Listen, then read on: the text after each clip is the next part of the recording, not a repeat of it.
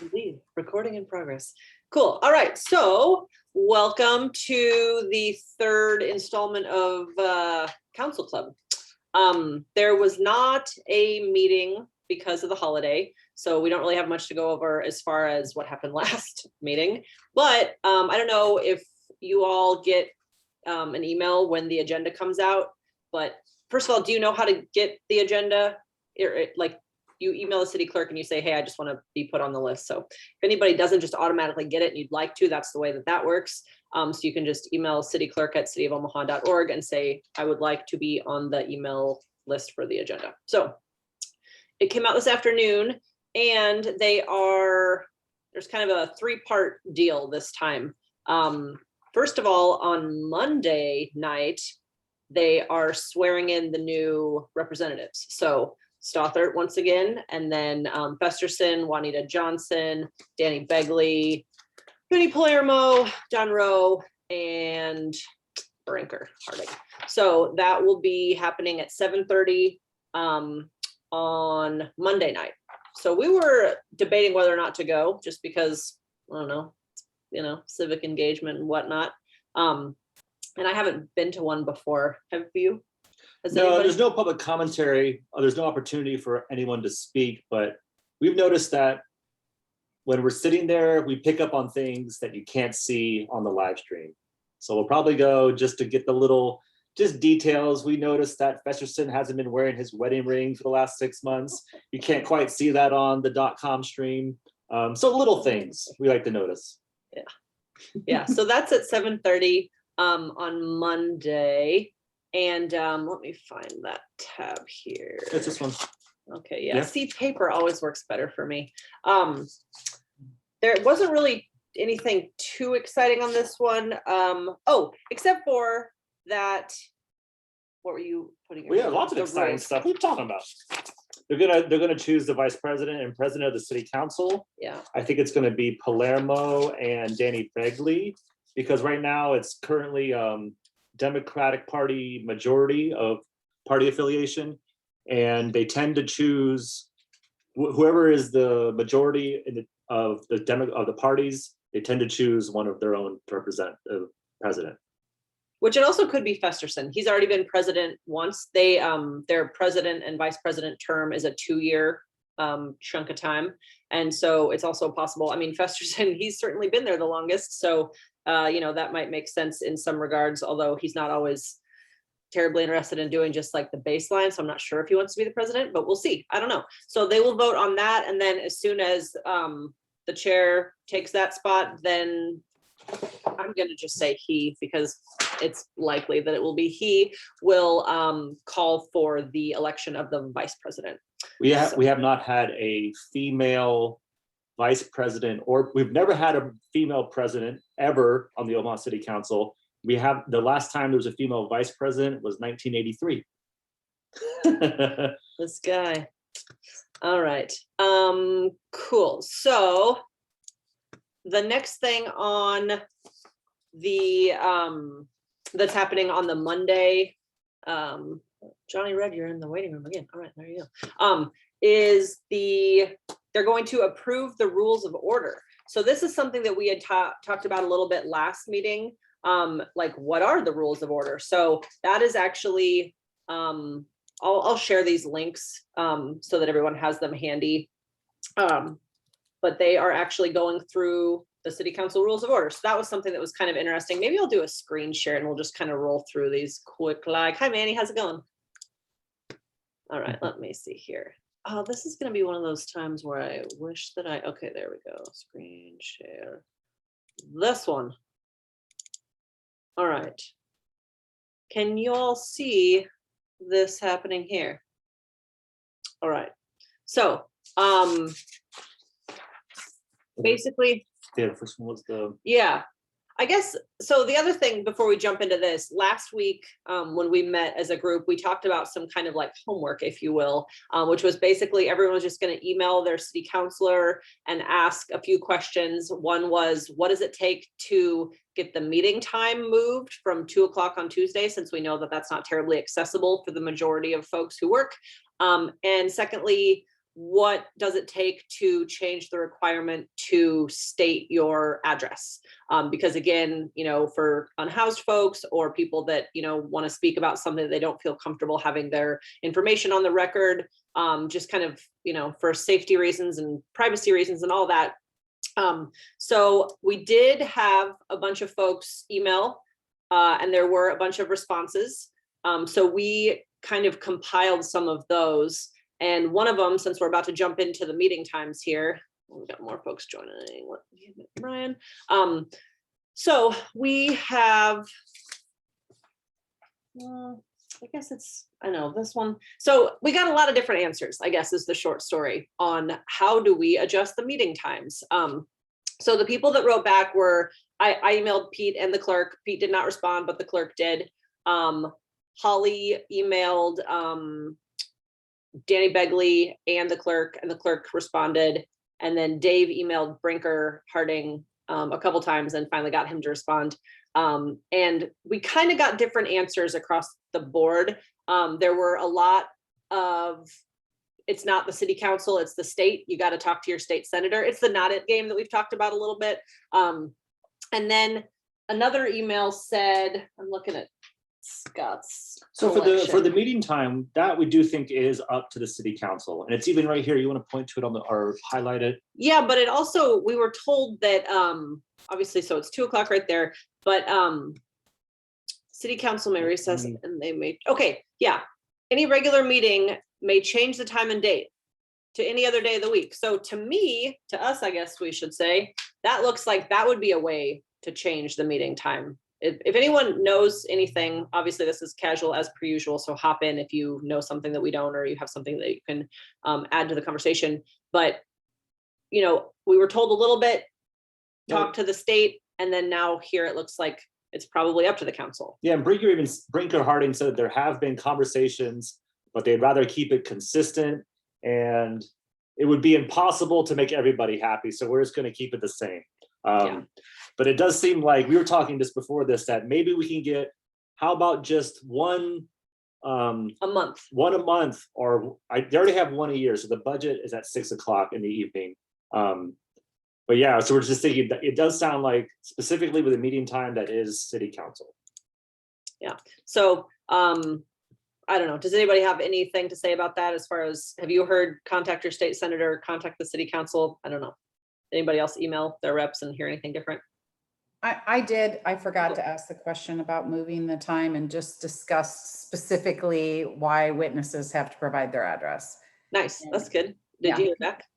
Pete responded within 12 hours saying that he hates me. It's official. Sorry, go ahead. It's required by state law, he said. That's why they do it. And he copied city clerk Eliza something Butler to research it further for us. And then so I quickly emailed a follow-up question saying, okay, but if the state legislature doesn't require addresses, why does the city council, if it's a state law? Can you clarify me what's the statute? Shoot me in the right direction. And then it was radio silence. That's all good to know. Thank you for doing that and letting us know. Well, I guess I'm hopeful that there will be some clarification from the law department, because that was something else that was brought up when it comes to some other responses that we got around the why do you have to state your name and address, or address anyway. So apparently the law department's going to figure out what that needs to look like, and then hopefully we'll hear back. So I'm going to kind of push back more and just say, like, can you please keep us posted? And like, I would like to make sure that you all know. Personally, I don't think that needs to be a requirement, blah, blah, blah. So we'll follow up further on that. But I just thought it was funny that it says right here, this is where you can determine when the meeting is. So anywho, all right. So then it's just kind of the way that, quorum works, which it takes 4 to have quorum. Were you gonna say something? No, I mean, just moving ahead to the address part. It isn't, so it is in the rules, page 8. Jeez. We're only on page 2. I mean, it's not that exciting, but doing that. And just going back to the address requirements, we heard back from the same, basically Brinker and the city clerk. saying that it is state law, but that there is a provision, what do you say, to protect the security of the individual, and that the city law department, not the state, but the city law department is looking into it. We heard that multiple times. So it does seem like there's a little bit of wiggle room. I think the next follow-up question would be like, how can we, or can you give us an example of someone in the past, or how would someone ahead of time request that their address not be given, or that they don't have to give their address, and not wait until the day of the meeting? Because that just seems like you can't, if you wait that long, they're just going to say no, move on to the next person. And just thinking ahead to when the city budget comes up, and people are afraid to talk about the police, or at least against the police. And we know that they will, I don't know if retaliate's the right word, although certainly surveil you on Facebook. They'll try and keep tabs on you because you're anti-police. So not even sometimes anti-police, just like pushing back can be scary. And I think that even if you're testifying about something that's completely mundane to a lot of us, like that's already scary. And so then, especially when you're speaking truth to power, that becomes even more intimidating. And so again, like a lot of our goals involve lowering barriers to participation. And that just seems like a pretty big one that could be changed, hopefully. So we were thinking, I probably will email my Senator Megan Hunt just to ask kind of what she thinks about it. And yeah, I think that that's something that also, again, waiting to hear back from the city law department, but it does seem like it's something that they've at least heard enough about that maybe there is a potential for some amendment there. I don't know. Anything else about that? Well, so I was doing some research, and the Des Moines over the summer had a record 14-hour city council meeting, and then there was I forget how many people spoke, and it was about the police. It was about the police budget after George Floyd, and I remember hearing in the news that they reduced their the amount of time you could speak to 90 seconds. And then that wasn't enough. They had 72 people come and talk. They had another super long meeting. They then reduced the total amount of time to 30 minutes divided by the total number of speakers. That broke down to 25 seconds per speaker. So it can get worse. I certainly don't, and we're talking about how we don't want this to backfire, but then also how sometimes we kind of feel like the city council doesn't really listen to what we have to say, but most times the news is there. And we've been quoted, Sarah and I have both been quoted several times prominently in the newspaper and on TV. And so we feel like, even though the city council may not be listening, the news is certainly listening, and we're trying to educate the press and change public perception.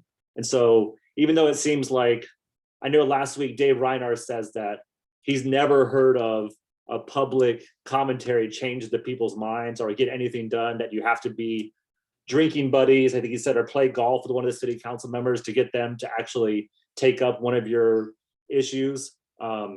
I don't think that's, I do think that's is true for city council, but the news and the press and the media, they kind of, if you say something that strikes, that makes a good soundbite, you'll get quoted in the paper or in the media somehow. So for better or for worse. Yeah. All right. So I think that, here's also, this is, just kind of continuing to document that like Zoom is an option now, which that's the other thing that Brinker kind of pushed back on a little bit. He's like, well, 2:00 on Tuesdays doesn't matter anymore because you can access it via Zoom. And it's like, well, that's actually not how that really works, because it's still 2:00 on Tuesday, which is when a lot of folks are working. But anyway, okay. And then we were talking earlier about like signs and wearing t-shirts. Scott's an artist, and he's like thinking about performance art at city council. I don't know, it's a whole thing. So anyway, you're expected to be respectful. If you all follow city council, you'll know of racist Larry, who is always getting kicked out. He is not respectful, and they do boot him. And then Robert's Rules of Order, just like the general way that the proceedings go. And that is pretty much it. A bunch of amendments there. I'm gonna stop screen share. Yeah, so that's basically, what I think is interesting is, so this all gets approved on Monday night when the new, members are being sworn in. And I just think it's interesting that, like, what if there was an attempt to amend those rules? Like, how does that happen? Because right now, I mean, like, especially if your representative was like Ben Gray, he doesn't care. He's about to be gone. You can't really talk to Juanita because she's not in yet. And also, like, depending on who you ask, she might be worse than Ben Gray. Anyway, but how do you get those rules amended? Like, they just get approved right when the new membership gets sworn in. It just seems kind of interesting to me, but it's what's happening on Monday night. All right. So I just thought that was kind of just good to have that information, because it's definitely something that we've all been talking about, like, how does all of this work? And did you say there was going to be a party afterwards? Yeah. At the end of, I'm going to drop this into the chat here, the link to what we just looked at. But at the end of the 7:30 meeting, The inauguration. Yeah, the inaugural hoopla, they're having a little reception on the Harney Street patio. I was like, oh, okay, little strange party at the end.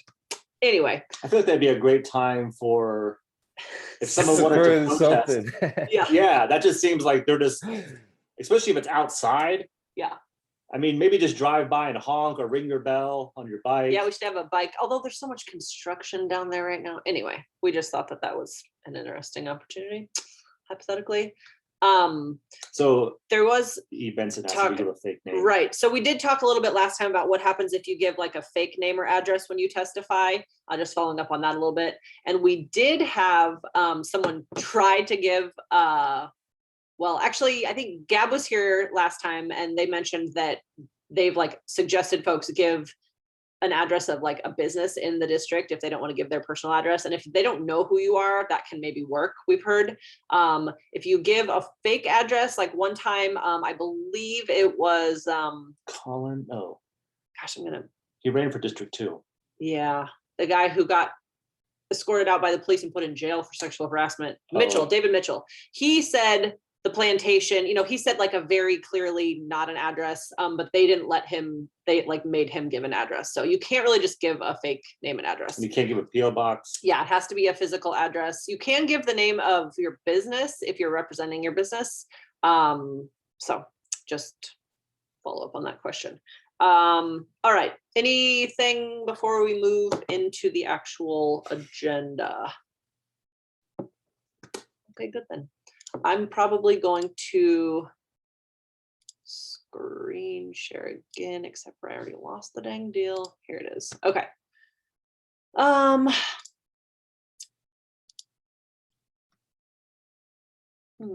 think that's it. Yeah. All right. So Tuesday's agenda. Has anybody rolled through this yet? There wasn't anything that was like super exciting. I do think that it's neat that, okay, so just to kind of go through it again, it'll show you the date and time, where you can access it online, how you can watch it on live stream, and then how to participate via Zoom, which you do have to register the day before at 4:30. That was, again, something that was in the rules that they're approving on Monday, but you have to register the day before by 4:30. And then roll call, pledge of allegiance. They rotate who gets to speak for the beginning remarks. This time it's Festerson. One thing that I thought was good is that they're acknowledging Juneteenth. So there wasn't really an attachment on that. So we don't know exactly what they're going to say or who is going to give this presentation or proclamation. But anytime they're making an effort to be less racist is good. So Juneteenth, we'll see what they have to say about that. And then I think that, oh yeah. So this was just something that we were talking about a little bit. The you're able to give rebuttal if you're a proponent, although it says that you can be granted that. I don't know. I was just thinking of more things to just like test how strict they are on stuff. Like if you were perhaps like a proponent of something and then an opponent stood up and spoke and you wanted to have a few moments of rebuttal, that supposedly is an option, but it's up to the discretion of the council, so. Well, specifically the president. That's sort of why I think it matters who's going to be the president moving forward, because they sort of will set the tone of how the meeting is run. I noticed in the past when Vinny Palermo has, he's been the vice president, but I think Jaron one time was absent. And so Palermo was the president. Palermo forgot to do the timer, the 3-minute timer. And so people could talk for like 5 minutes. And so it's just little things, but yeah, I think it's important who's going to be the president. They're going to set the tone for sure. Totally. Hey, I have a quick question. Yeah, go for it. They don't have the timer for everything. I They know. select. So Yeah. like, you know, do they do that beforehand, like in the agenda, or do they do that just the day of? It says in the agenda, nothing about 3 minutes. It says, keep your, let's I think it was find the it here. rules. It just says, be brief. Yeah, it's actually here. I'll put it back up. It's right here. I think it's right here. Yeah, each person will be requested to be brief. So it doesn't specifically say you have 3 minutes and you better wrap it up and you're done. But that is, you know, when they turn on the light, yellow light means you have a minute left, I think.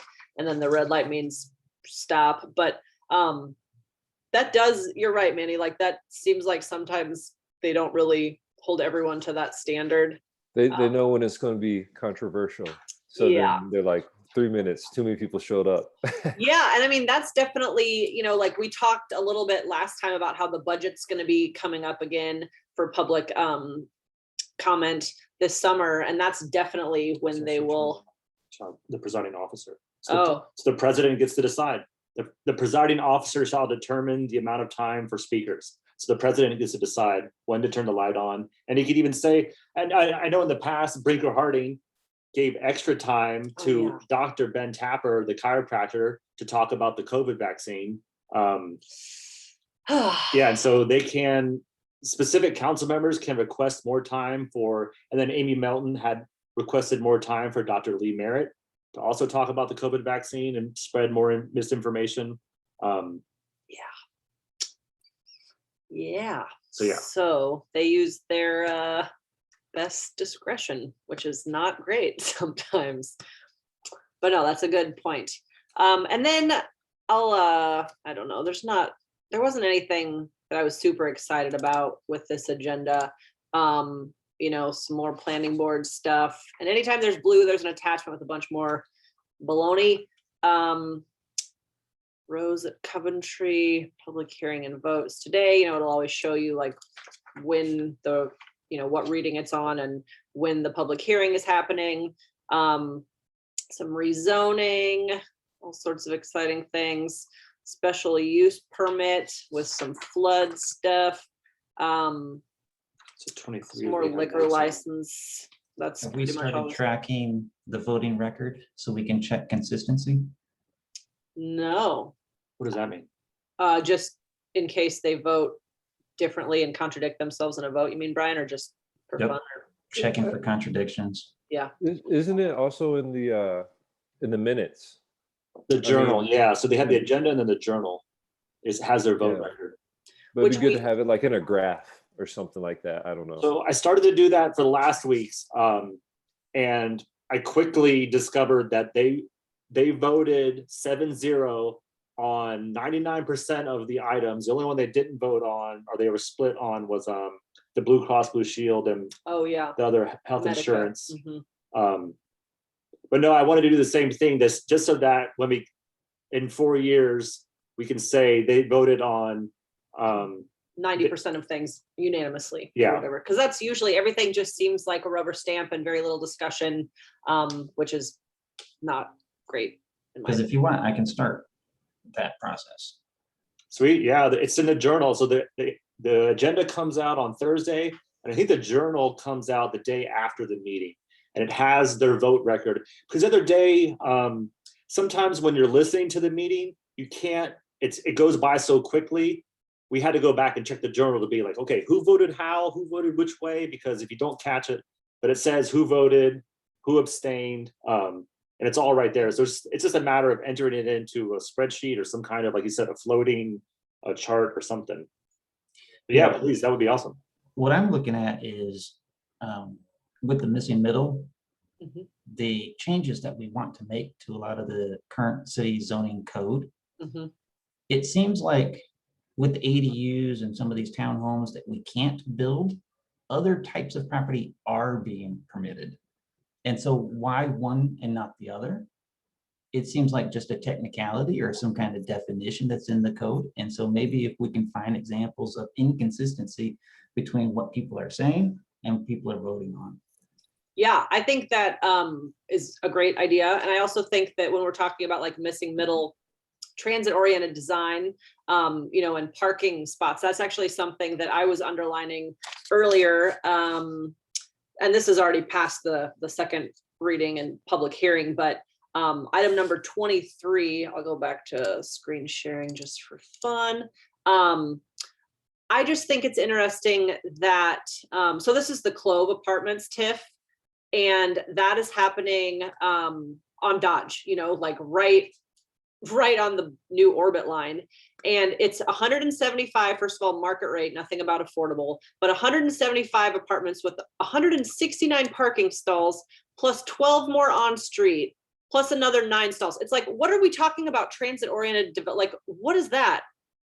What are we doing? Talking about contradictions. Like when we talk about transit oriented development, that would indicate to me that we don't need to just like make everybody able to park wherever they want.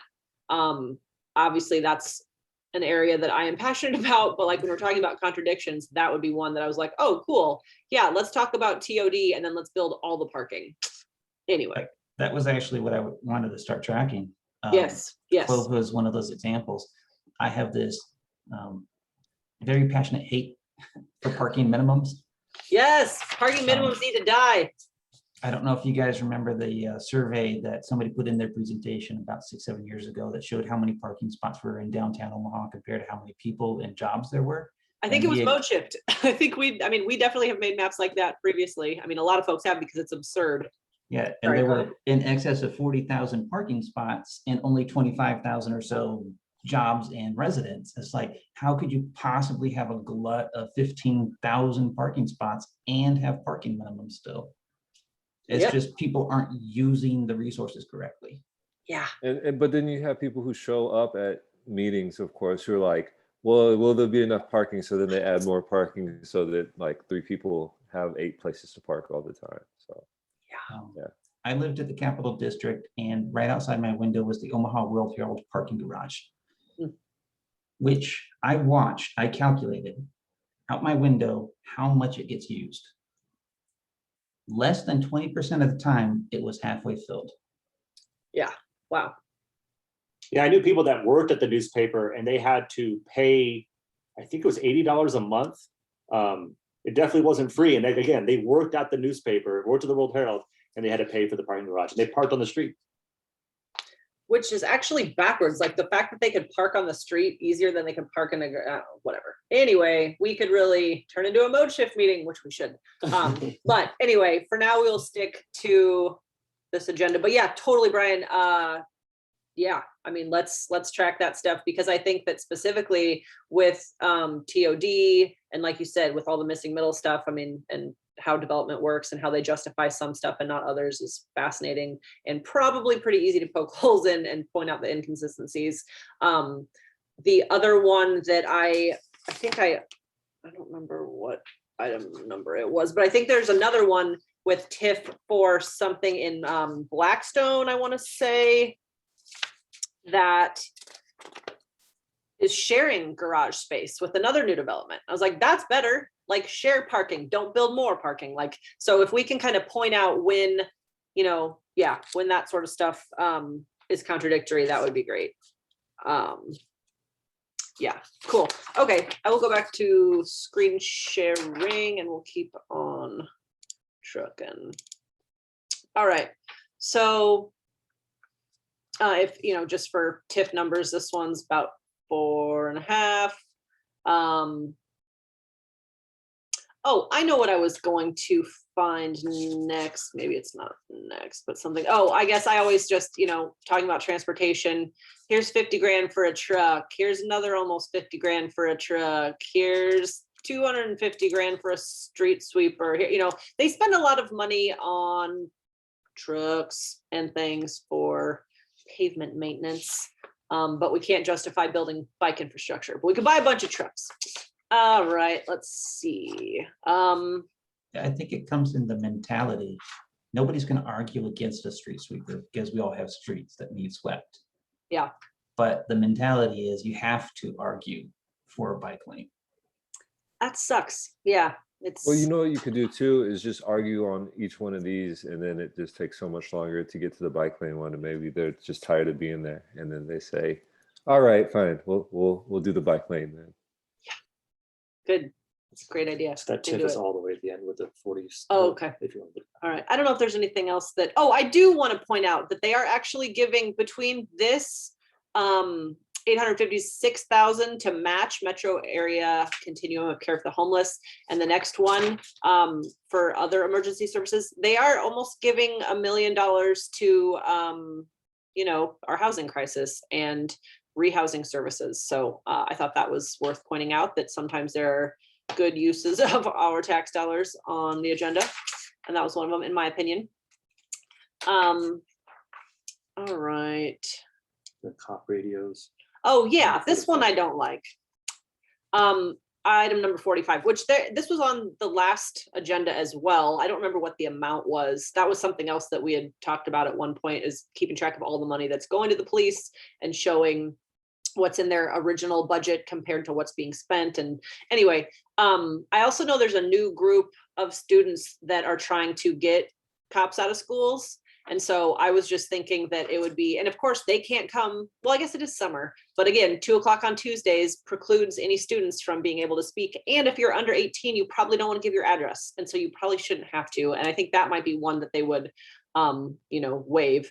But here's another 32,000 to Motorola for radios for school cops. So SROs got to go, but there's some more money for supporting it. All right. I You don't, had 48. Did you look at that attachment on 48?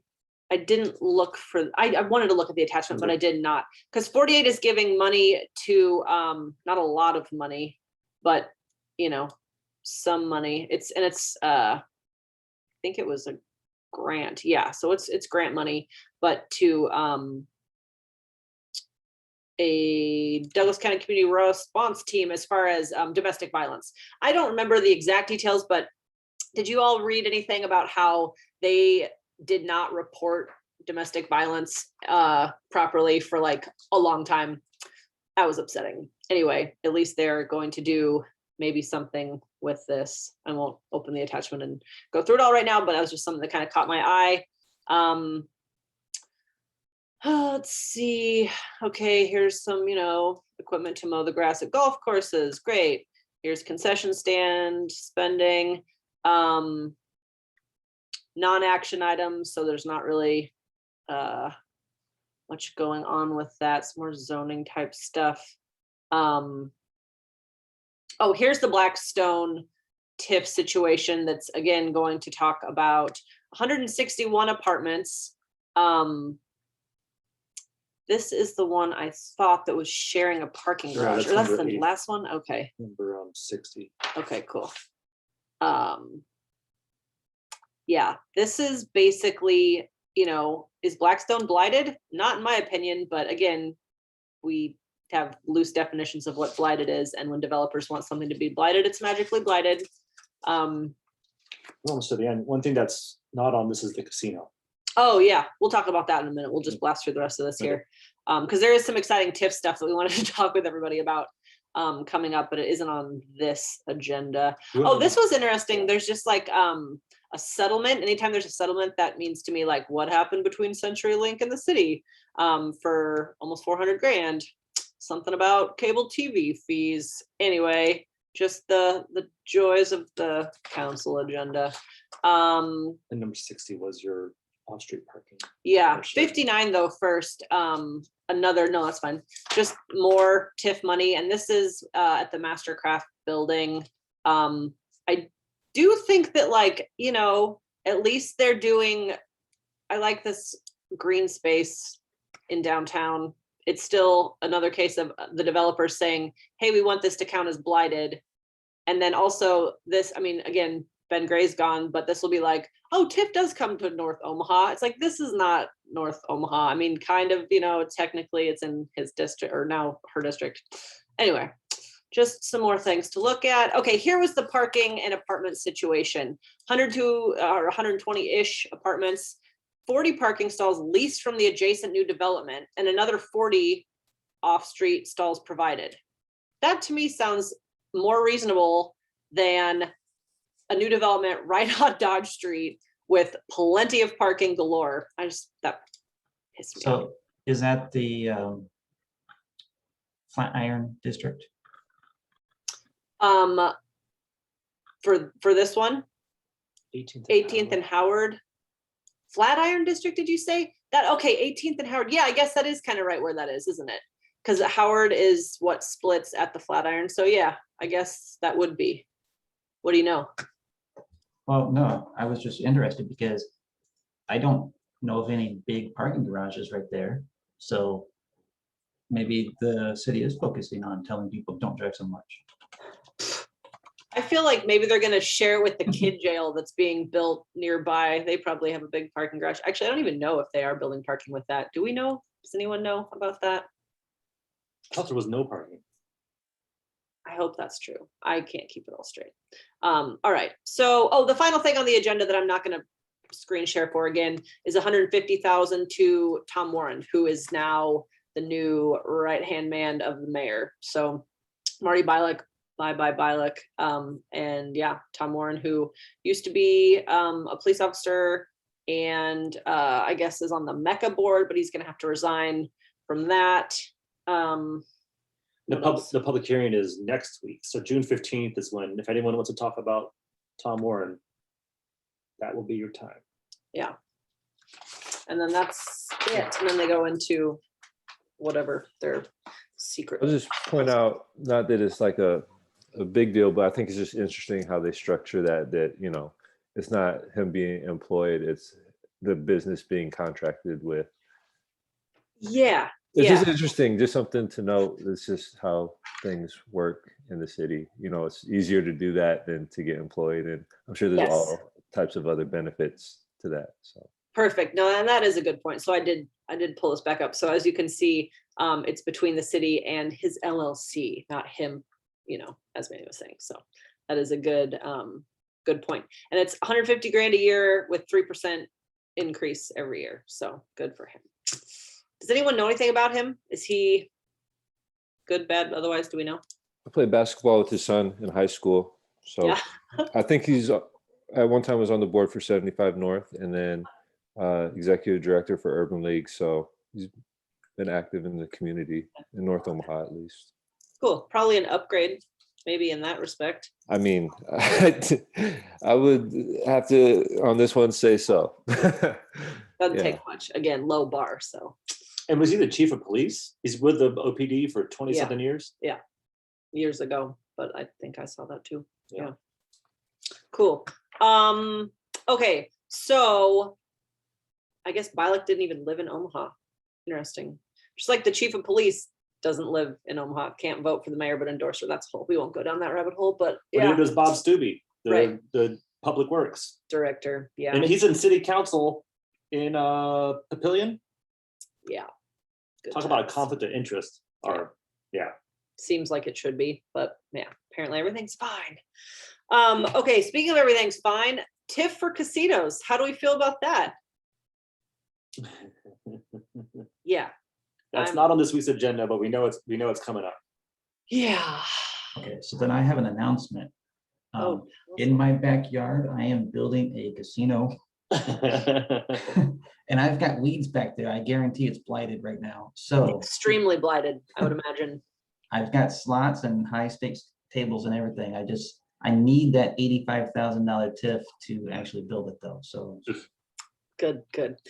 Okay, so what I want to bring up about this is it's already happening. And so when they say that TIF has to have this but for situation, like it would not be built but for this TIF allotment, what does that even mean when they're already building it? Manny, you came off mute and you know all this shit. What's up? with that? Actually don't know, but I was gonna say one thing I could think of is like the increased cost of like lumber and things like that. But then every development project, I'll say, I guess in defense of development projects is, they're always in progress, like when does one start? Does it start with your idea, or does it start, you own the land, or do you, so on and so I think it's a forth. lot easier to stop an idea than it is to stop like clear cut, knocking stuff down and rebuilding it. I don't know. Again, it's interesting that, I don't know, it'll be interesting to follow. It's a pretty big amount of money. And also, there's just, I was reading the World Herald article, and it's like apparently TIF financing for casinos was only even approached one other time, and they basically got laughed out of it definitely didn't go through. So I am challenging the city council to not approve this one, just to see if you cannot approve something. But who knows? we've heard that the only TIF that was ever denied was Palladino. They famously said that we're not gonna, I don't use the word slumlord, but Palladino once requested TIF, and they said they haven't approved every single request, and he's the only one that comes to mind that I've ever have any memory of. But other ones in the recent history, they gave $6 million for the Blackstone, where Berkshire Hathaway's corporate offices are currently in. They've given blinded. Nebraska Furniture Mart multiple TIF awards. So talk about the people that need it the least being Warren Buffett. But at the same time, he's a smart businessman, and he's going to take that free money. He would be, stupid not to. And of course, like every developer is going to do whatever they can to get the most money and the best incentives and like any loophole they can find. And that's, we also were talking earlier about how it's silly to even have any type of public testimony available at planning board meetings, because they always are just like, we're just here to make sure they filled out the forms right. And it's like, this is, they crossed their T's and dotted their I's. So now it's up to the city council to stop it. If it's really not a good fit for the community, that's where the city council is supposed to come in. But then we certainly haven't really seen the city council approving TIF when it actually is what TIF was originally intended to do, which is to help actual blighted communities and actually build, affordable housing, for example, would be an exciting thing to see TIF used for. So I don't know. I don't know if y'all follow Erin Feichtinger. She was on the first call. She's awesome and hates TIF as much as some of the rest of us. And she had a whole big thread where I think her mind just exploded at the end, and maybe that's why she's not here. But it's abuse, it seems like, in a lot of cases, and it just continues to just go through, usually 7-0. So we'll see. Again, it's not even on this coming agenda, but we will be keeping our eyes out for it. I feel like there was something else that wasn't. Oh, park rules. Okay. Yeah. But I guess anything about TIF before we move on? Not everyone all at once. All right, fine. We'll talk about park rules. So that was something else that we caught. Well, I caught it because I was like, unemployed and just like reading line by line. This was like probably a year ago. I don't know. They were trying to update the park rules, and it was, way down in attachments and whatnot, but they were trying to ban e-bikes on park trails. And so obviously I ride an e-bike. We both do. A lot of people do. It was like our top growing sales, segment at the shop before I closed down. E-bikes are great for Omaha. It's just my little, like, I love e-bikes plug. Apparently Heartland B-Cycle now has e-bikes, and that is like skyrocketing. The use is like, anyway, e-bikes should be allowed on trails. And what my particular beef with this is sometimes when the city doesn't want to build bike infrastructure, they say, oh, we already have X amount of miles of trails that you can use for transportation. But then when they don't want it to be used as transportation, like for e-bikes, they try to, so it's like, pick one. Either they're transportation, you're going to act like we have enough infrastructure because we can use trails as transportation, or they're not, and therefore you can ban things that work really well for transportation, like e-bikes. So we pushed back on that. We got it pulled from the agenda, and had a meeting actually with Parks, discussed what the actual issues were. Why would they just flat out ban e-bikes? And they said, well, people are going too fast, and people were using gas-powered things on the trails.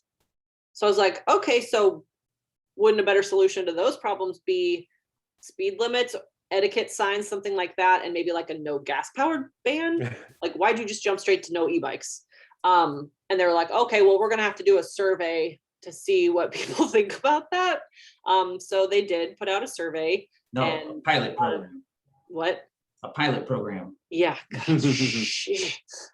So we took the survey, and apparently, yeah, it turns out that they should ban gas powered things and a speed limit. Although I am happy that it is a speed suggestion and not a speed limit, because something that we brought up was like enforcement is not something we want to see. Obviously, we don't need more policing, and we know how that can go. So speed suggestion and some conversations around etiquette, perhaps, you know, partnering with advocacy groups in the area to talk about how passing works and signaling your, you know, whatever, that sort of thing.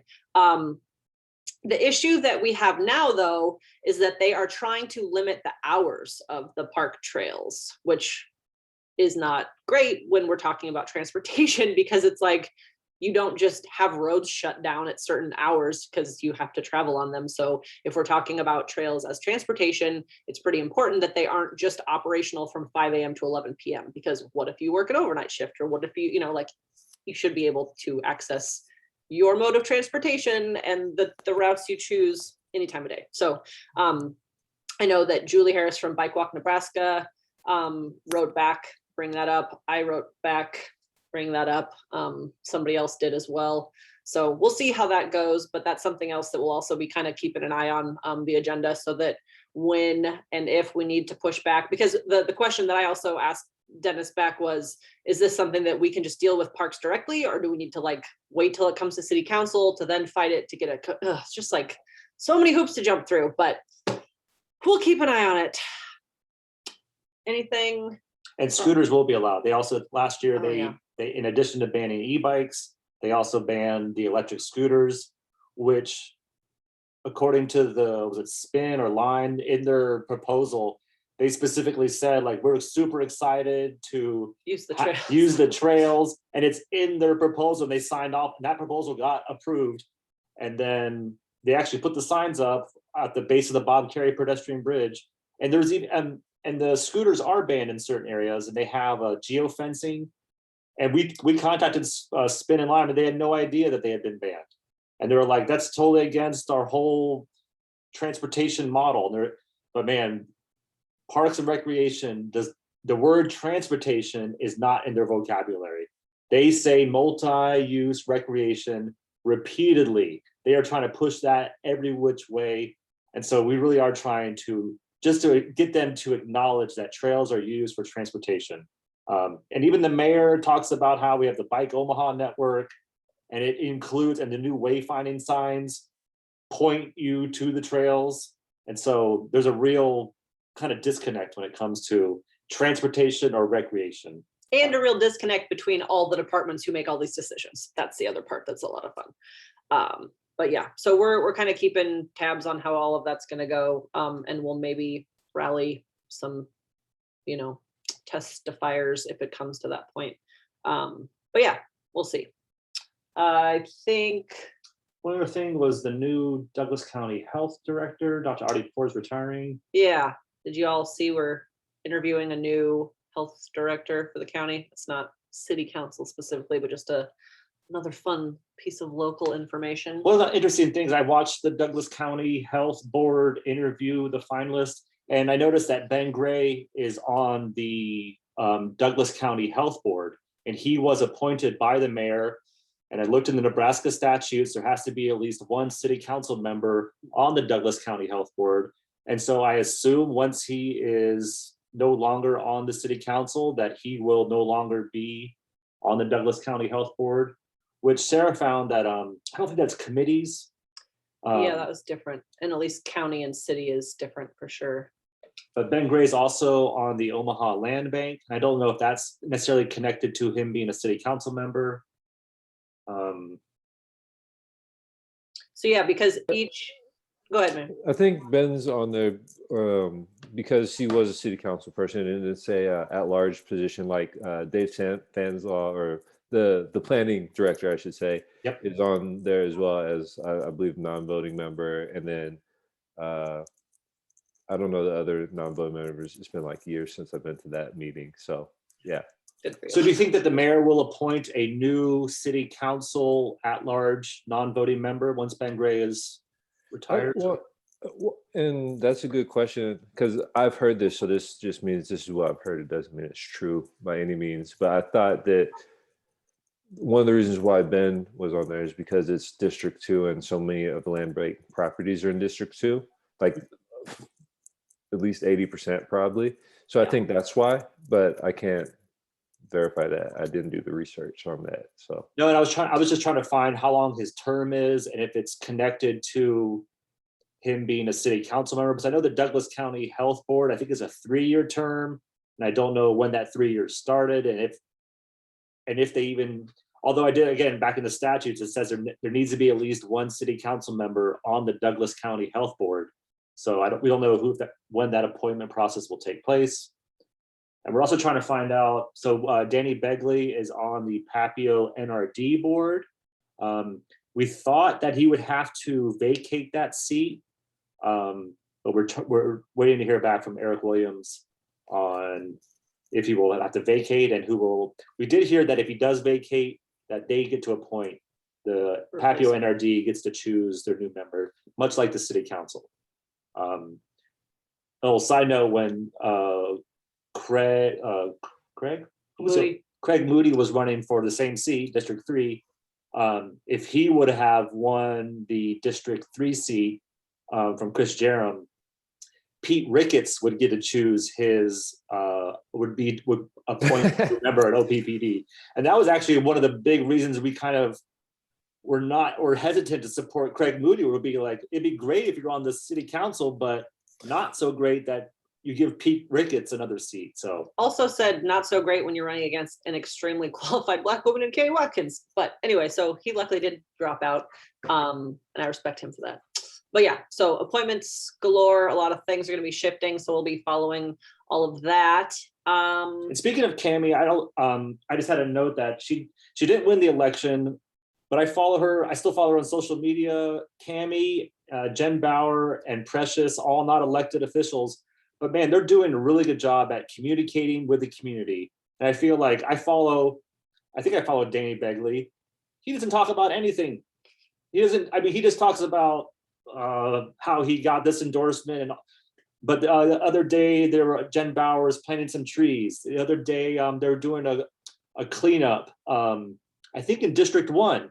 Pete Festerson doesn't talk about it, but Precious McKesson, who's not even on the city council, is doing more community outreach than the elected officials. So, and I think Sarah, you're doing this work, and you weren't elected, so it's just interesting to people that. Well, and Naomi, I mean, I saw you write that, Johnny. Of course, Naomi's like amazing. And Jasmine, like I know Jasmine and Naomi, and I think a few other folks that I'm of course forgetting were on a panel the other day. There's just, there's so much cool stuff that continues, and it isn't really coming as much from the folks that have been elected to the city council. So, are you about to talk about the collective? Yes. So, Johnny, do you want to give a brief overview of what that is? I mean, or I can try to. I think do you want to, or you want me to just? Yeah, I can try. I'm not like affiliated or anything, but I did apply for one of the tracks. So I guess it's just like training, like they'll offer a bunch of people like different tracks of like you can train as like a campaign manager or like a fundraiser or field outreach or communications, which is what I applied for. And then they'll connect you with a mentor, I think, and then maybe at the end link you up with an actual campaign for progressives in Nebraska. So Yes, awesome. Yeah. Morgan Freeman, and I don't know who all else is involved, but I've been seeing a lot of interesting stuff coming through about that with, just basically the need is certainly true that we need to have people ready to run as progressives in Nebraska, and diverse candidates, and just really hoping that maybe in 4 years or 2 years. I mean, obviously I always just think about how much city council affects all of our lives, which is why we're doing this council club thing. But there are just going to be a lot of elections coming up even next year that we really are hoping to get some less horrible people in some seats that are making important decisions about all of our lives with all of our money. So yeah, vote, pay attention, do what you can to spread the word and get other people to care about this type of stuff. There's a lot of cool voter outreach opportunities. There's just, yeah, there's a lot of good organizations. Sometimes a lot of it feels kind of disjointed, but I'm hoping that we will continue this momentum that I think we all saw shift in a good direction this last election cycle, and hopefully we will see some positive changes moving forward. So much to do. All right, well, it's the top of the hour. Does anybody else have any parting thoughts? Otherwise, we'll do this again next week. Maybe we'll see you at City Hall on Monday evening or Tuesday afternoon. Is anyone planning on going to any of that? Okay, me and Maybe. Scott, yeah, Mandy, yeah, Maybe we'll see. We'll see. Maybe Tuesday. Just depends. cool. Yep. Awesome. Anything else from anybody? Perfect. All right, cool. Well, thanks for joining us. And yeah, I'll throw those links. I don't know. I'm not starting like another social media thing because I already have like 800 million different ones that I'm in charge of and I don't like it. So I will, do you like raise your hand if you're on Twitter enough to follow stuff on Twitter? Like, how do you figure this out? Is Twitter the best or Facebook? Facebook and Twitter covers most of it. Twitter's good. Okay, cool. And then I guess I kind of just right now, I haven't shut my campaign account down because I'm kind of maybe thinking I'm going to be using it for this, but then maybe I'll just tweet it personally. I don't know. You figured it out here. You'll figure it out again. But I'll post some links.